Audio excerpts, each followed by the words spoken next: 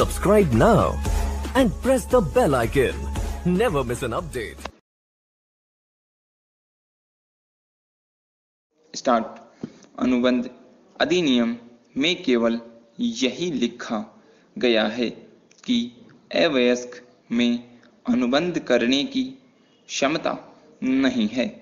अधिनियम में इस बात पर कुछ भी प्रकाश नहीं डाला गया है कि अवयस्क द्वारा किया गया अनुबंध व्यर्थ होता है अथवा व्यर्थनीय, किंतु मोहरी बीवी बनाम धर्मोदास घोष के मामले में पीवी काउंसिल ने यह निर्णय दिया कि अवयस्क के साथ किया गया ठहराव प्रारंभ से ही व्यर्थ होता है।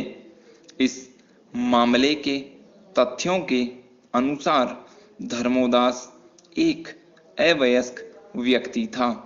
उसने अपनी संपत्ति को प्रतिवादी ब्रह्मोदत्त के पास बंधक रखकर ब्याज पर 20,000 का ऋण लेने का ठहराव किया।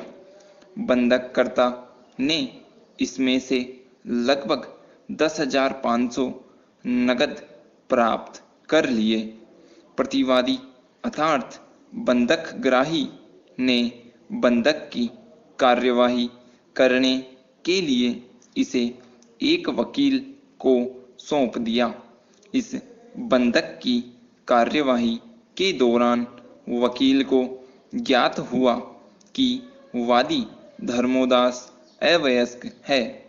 अतः वकील ने वादी अर्थात बंधककर्ता से एक लेख पत्र पर यह लिखवाया कि वह वयस्क हो चुका है।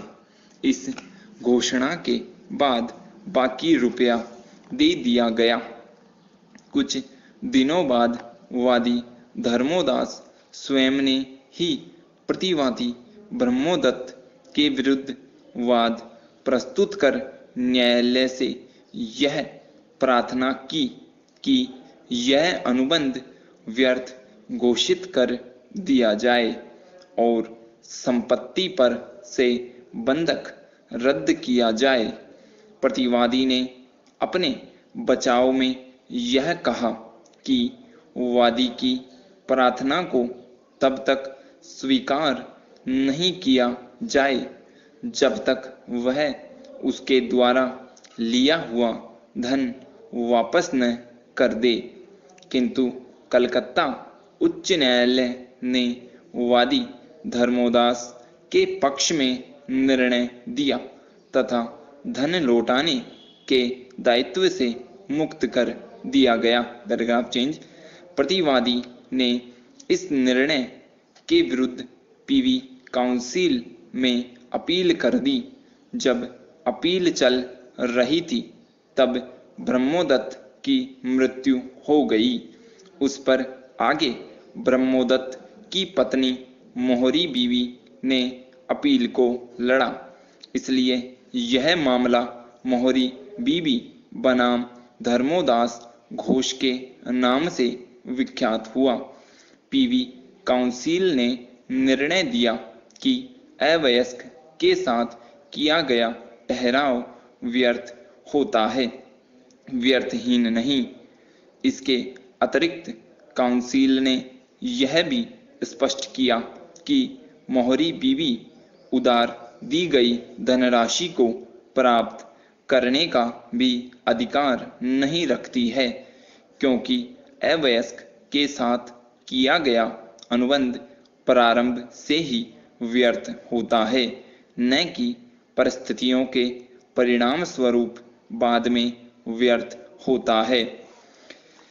यदि अनुबंध में वयस्क हितधारी या लाभ की स्थिति में है तो वह चाहे तो न्यायालय से प्रार्थना करके दूसरे पक्षकार के विरुद्ध अनुबंध को प्रवर्तित करवा सकता है।